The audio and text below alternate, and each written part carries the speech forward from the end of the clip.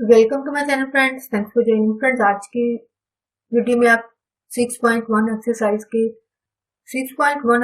को हल करना जो है वो सीखेंगे। तो ये हमारे छठा जो यूनिट है उसकी जो पहली एक्सरसाइज है वो आज की वीडियो में आप हल करना जो है वो सीखेंगे।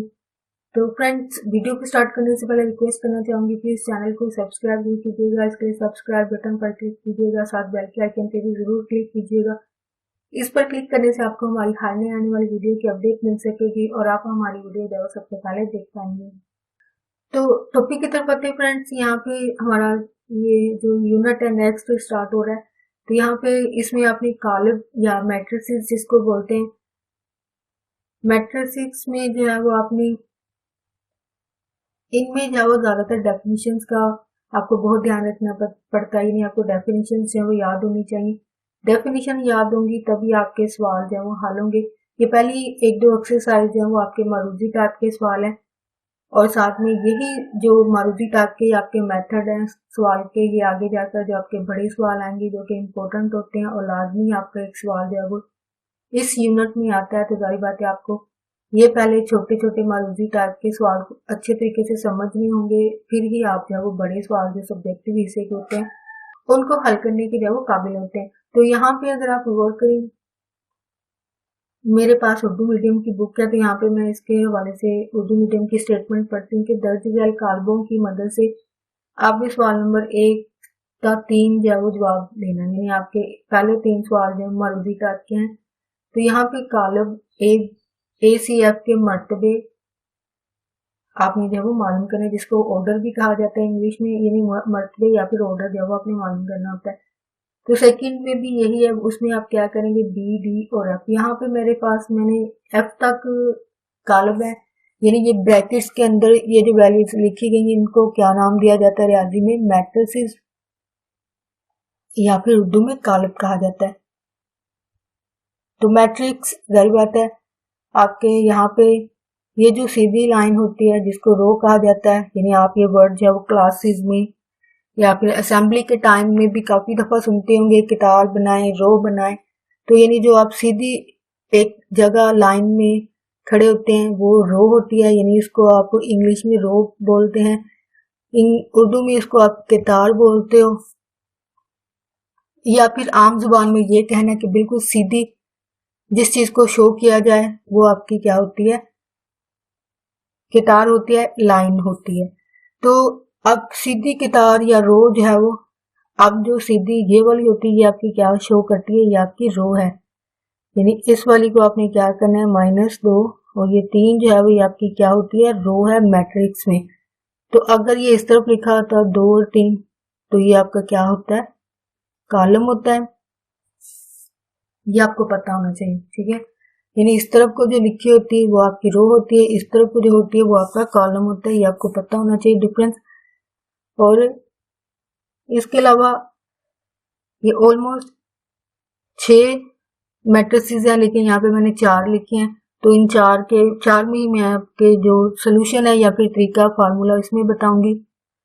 जो आपके लिए छोड़े हैं वो आपने खुद ट्राई करने हैं। जो कि सेकंड होता है उसमें मर्तबे, यानी दोनों में मर्तबे ही मालूम करने। तो मर्तबे के लिए तो मैं अगर एक भी आपको बताती हूँ तो जारी बात आप बाकी जो है वो खुद भी कर लेंगे। तो पहले सवाल में ये कहा गया कि कालबों में ACF की जो है वो आपने मर्तबे मालूम करने हैं। फिर इसके अलावा B, D और E का भी मर्तबा ही मालूम करना है, जो कि सेकंड सवाल बनता है। तो मैं फर्स्ट वाले में से A और C के कर देती हूँ, ठीक है। मर्तबे के लिए आप क्या करते हो, इंग्लिश में लिखोगे तो ऑर्डर लिखोगे, ठीक है। अगर आप उर्दू मीडियम कर रहे हो फिर आप यहाँ पे क्या लिखोगे, मर्तबा, जो कि ये होता है कि रो जरब कॉलम, ठीक है। रो और कॉलम को क्या करना है आपने, जरब की शक्ल में फार्मूला जो है वो लिखना होता है। तो रो आपके पास कितनी है इस वाले में, A वाले में 1 और 2, कितनी है 2, और कॉलम कितने हैं इस तरफ को, वो भी कितने हैं आपके पास 2। तो इसका मर्तबा आपके पास क्या आया है 2/2। सॉरी, यहाँ पे जरब नहीं लिखा, यहाँ पे आपने लिखा है 2/2, ठीक है, 2/2 यानी 2। तो नेक्स्ट आपके पास C है, तो ये कितनी रो है आपके पास, 1 2 3, ठीक है। कितनी रो है यहाँ पे, इसका मर्तबा क्या होगा 3/1, यानी इसमें कॉलम कितना है 1। ठीक है, इसी तरह आपने बाकी में भी करना है कि रो आपको पता है जो सीधी होती है वो आपकी रो होती है, जो इस तरफ को होती है वो आपकी कॉलम होती है। तो स्टूडेंट आपके लिए सेकंड सवाल छोड़ा, उसमें भी जाहिर बात है आपने मर्तबे हल करने हैं, उसमें भी जाहिर बात है आपने मर्तबे हल करने हैं जो कि पहले अभी आपको सिखाया। तो मैं तीसरे वाला सवाल बता रही हूँ। यहाँ पे लिखा है कॉलम डी की दूसरी कितार और तीसरे कॉलम का रुकन क्या है। ठीक है, रुकन को इंग्लिश में आप एलिमेंट भी कहते हैं और उर्दू में आप रुकन कहते हैं। अब वो क्या है, ये जो 3 लिखा है इसको मैट्रिक्स में क्या बोलते हैं रुकन। ये रुकन है, ये रुकन है, ये रुकन है। ठीक है, ठीक है, इसी तरह यहाँ पे 3 2 4 5 यानी ये जो लिखे हुए हिंसे होते हैं, ठीक है, रकमें होती हैं, इनको आपने क्या कहना होता है मैट्रिक्स में, इनका नाम क्या हो जाता है रुकन, जिनको एलिमेंट कहा जाता है। सवाल में ये पूछा गया कि कॉलम डी आपके सामने मैंने लिखा है, तो इसमें उन्होंने कहा है दूसरी रो जो कि ये बनती है। ठीक है, दूसरी रो और तीसरा कॉलम कौन सा है, ये वाला। दूसरी रो तीसरे कॉलम के अंदर तीसरे कॉलम का रुकन क्या है, यानी दूसरा ये वाला रुकन, यानी डी की दूसरी कितार और तीसरे कॉलम का रुकन, यानी जहां पे ये कट होते हैं वो जाहिर बात है इससे कट होगा रो के हिसाब से, और ये तो कॉलम है। ठीक है, और जहां पे ये कट हुए वो रुकन क्या है ये आपने बताना है। तो वो रुकन आपके पास क्या है 5 वो रुकन है। तो स्टूडेंट इस वाली एक्सरसाइज के 4 सवाल है बस, तो ये 4 वाला क्वेश्चन है। तो यहाँ पे मैंने पहले से आपके लिए जो वैल्यूज हैं रकम है वो लिख ली है। तो मैं आपके लिए स्टेटमेंट यहाँ पे पढ़ती हूँ कि दर्ज कार्गो में से कौन से बराबर है और कौन से बराबर नहीं है। तो यहाँ पे एक रह गया है। अच्छा, तो स्टेटमेंट के मुताबिक ये है कि कार्गो में से कौन सा बराबर है कौन सा बराबर नहीं है, ये आपने बताना है। अब आपको कैसे पता चलेगा कि ये बराबर कैसे है। ठीक है, कॉलम आपको पता है, ये जो ब्रैकेट्स के अंदर लिखे गए थे रुकन या एलिमेंट्स, इनको जब वो मैट्रिसेस कहा जाता है, जो कि रियाजी में जाहिर बात है कॉलम मैट्रिक्स या कॉलम या उर्दू में कहा जाता है। तो ये जो ब्रैकेट्स के अंदर लिखा है ये आपका मैट्रिक्स है। तो यहाँ पे इन्होंने कहा है कि आपने बताना है, तो यहाँ पे आपने बताना है कि भाई आपके मैट्रिसेस जो हैं कैसे बराबर होते हैं। आप कैसे बराबर होते हैं ये तो आपने रो भी देखनी है, कॉलम आपको पता है कि ये जो सीधी शो हो रही होती है ये आपकी कितार है, ये जो इस तरफ होती है वो आपका कॉलम होता है। तो इनके अलावा यानी आपने रो कॉलम के तादाद यानी उनका मर्तबा भी बराबर होना चाहिए, यानी रो कॉलम जो है वो बराबर होनी चाहिए। वो बराबर होने के साथ साथ इनका जो रुकन है एलिमेंट है वो भी बराबर होने चाहिए। जैसे कि मैंने यहाँ पे आंसर भी आपके आसानी के लिए लिख दिए हैं कि यहाँ पे अगर आप गौर करें बी और एफ है, ये आपके पास बी है और ये वाला एफ है। ठीक है, सॉरी यहाँ पे बट्टे में लिखा हुआ है, मैंने गलती से बट्टा लिखा ही नहीं। ठीक है, तो 5/5 है। ठीक है, और 4/2 है। तो यहाँ पे अगर आप गौर करें, यहाँ पे वैल्यू बी में आपके पास क्या है 1 और 2 है। ठीक है, एक कॉलम और रो पहले तो चेक करें, ये 1 रो है और 2 जो है वो इसके कॉलम है। ठीक है, 2 इसके कॉलम है और 1 इसकी रो है। तो यहाँ भी यही चीज है, लेकिन यहाँ पे फर्क सिर्फ इतना है कि यहाँ पे वैल्यू जो है वो बटे में दी है। अब इनको भी हल करके आप देख लें, 4 को 2 पे तकसीम किया तो इसका आंसर क्या आएगा, 5 को 5 पे तकसीम किया तो वो 1 होगा, 4 को 2 पे किया तो ये 2। तो अगर आप गौर करें यानी इनका हल करने के बाद ये बराबर होते हैं, यानी 1 और 2 है। और यहाँ पे भी बी के भी क्या आंसर है 1 और ये तो एफ का यानी हल करने के बाद आंसर आया। तो इन दोनों को एक तो इनकी रो और कॉलम बराबर है, दूसरा इनके रुकन भी बराबर है, यानी 1 है 1 है, 2 है 2 है, तो इसलिए ये दोनों क्या है बराबर है। ठीक है, जो कि 1 को सिंप्लीफाई करने के बाद आंसर आने के बाद हमें पता चला कि इसके रुकन भी बराबर होते हैं। हालांकि जो सवाल में दिए गए वो फर्क है, ये 4/2 है और 5/5 है, ये आपको पता है सिंप्लीफाई हो सकते हैं। यानी 5 को 5 पे डिवाइड किया तो 1 है, 4 को 2 पे किया तो वो 1 आता है।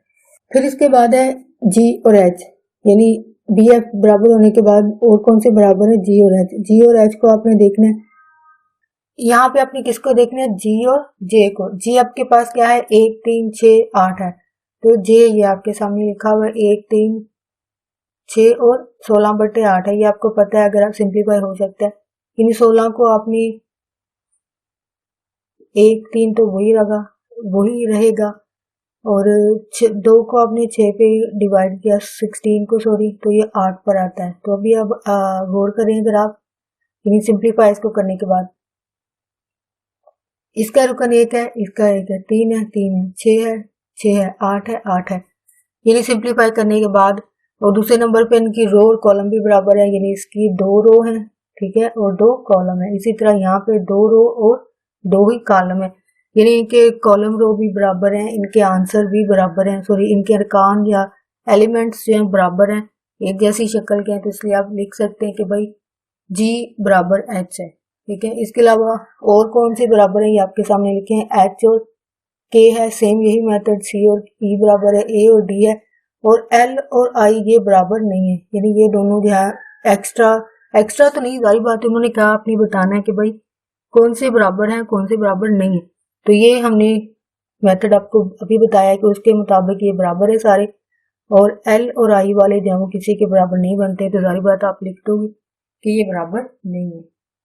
इसके अलावा अगर एच और के को देखते हैं, एच आपके पास ये लिखा हुआ है 1 2 3 0 3 4 2 6 3, ठीक है, और ये बराबर है आपके के आपके पास ये है, ठीक है, वो है 1 1 है, 3 है, सॉरी यहाँ पे मेरी मिस्टेक हो, 2 है, सॉरी आप अपनी बुक पे चेक कर सकते हो, यहाँ पे 3 आपको नजर आ रहा है, तो 3 नहीं, यहाँ पे 2 है, ठीक है, सॉरी मेरे से गलती से लिखा गया, तो आप अपनी बुक पे भी मैच करके देख सकते हो। तो यहाँ पे 2 है, तो इनके अरकान को आपने देखना है, एक है, 2 और 2 है, तो यहाँ पे सिंप्लीफाई करना पड़ेगा। 3 और 2 में 2 को जमा करेंगे तो आपके पास आंसर क्या आता है, 5, तो बराबर हो गया। यहाँ पे 0 है, 3 है, 4 और 4 है, यहाँ पे 2 है, लेकिन यहाँ पे सिंप्लीफाई करना पड़ेगा, यानी 4 और 2 को सिंप्लीफाई किया तो ये 6 आता है और ये 3 आता है। तो आप कह सकते हैं कि एच और के वाले जो है वो इनके अरकान बराबर हैं। इसके अलावा इनका मर्तबा भी जारी बात है बराबर है, तो ये दोनों बराबर होंगे।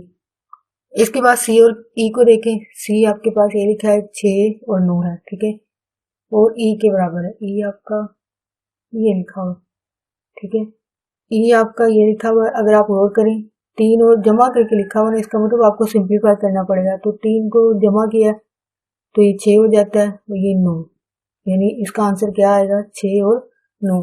यानी आपको सिंप्लीफाई करने के बाद आंसर पता चलेगा कि इसका ये आता है, यानी ये 6 और 9। तो आप अगर गौर करें, इसके आंसर सी के पहले से कितने हैं, 6 और 9, तो ये दोनों क्या होंगे, बराबर। यहाँ पे आप लिख सकते हैं। फिर ए और डी बराबर है, ए यहाँ पे 4 है और डी आपके पास यहाँ पे सिंप्लीफाई करने के बाद आंसर आएगा, यानी ये 2 और 2 को जमा किया तो आंसर क्या आएगा आपके पास, 4। तो यानी इनके रुकन भी बराबर हैं, इनके मर्तबे भी बराबर हैं, तो ये दोनों बराबर होती हैं। और एल और आई वाला जो है वो ये है आपके पास आई, ठीक है, जो 1 और 3 6 और 7 है। तो एल वाले को अगर आप गौर करें, 1 3 5 0 3 4, यानी इनका तो मर्तबा ही फर्क है। इसका मर्तबा अगर आप गौर करें क्या है, 2/2 है, यानी 2 रो और 2 कॉलम है। अब यहाँ पे अगर आप गौर करें, 1 2 3 रो है और 3 कॉलम है, तो इनके मर्तबे भी बराबर नहीं है, तो जाहिर बात है ये बराबर हो ही नहीं सकते। पहली बात ये है, क्योंकि मर्तबा भी बराबर नहीं है तो रुकन कैसे बराबर होंगे। तो होप स्टूडेंट आपके ये वाला जो कि मरूजी टाइप का सवाल है, लेकिन आगे आपकी जो बड़ी एक्सरसाइजेज हैं या बड़े सवाल होते हैं उनमें ये वाली चीजें जो है बहुत इंपॉर्टेंट है। तो इसलिए इन चीज़ों को लाजमी समझिए, क्योंकि इन पर आगे जाकर आपके सवाल जो डिपेंड करते हैं, यानी ये आपके मेथड आगे जाकर कहीं ना कहीं पे इस्तेमाल होते हैं। तो इसलिए जो भी आपको पॉइंट बताए जाते हैं तो ये कभी मत कहिएगा कि ये इम्पोर्टेंट नहीं है। तो इम्पोर्टेंट हर एक्सरसाइज होती है, एग्जाम के हवाले से मे भी इम्पोर्टेंट ना हो, लेकिन आपकी अगली एक्सरसाइज और अगले सवाल के हिसाब से बहुत इंपॉर्टेंट होती है। तो लाजमी उसका मेथड सीखा करें। तो होप आपको आज की एक्सरसाइज है वो आसानी से समझ आई हो। तो प्लीज़ अगर आपको मेरी वीडियो अच्छी लगी है, समझ आई है, सवाल को हल करना आपके लिए आसान हुआ है, तो प्लीज़ मेरी वीडियो को लाइक और शेयर लाजमी कीजिएगा।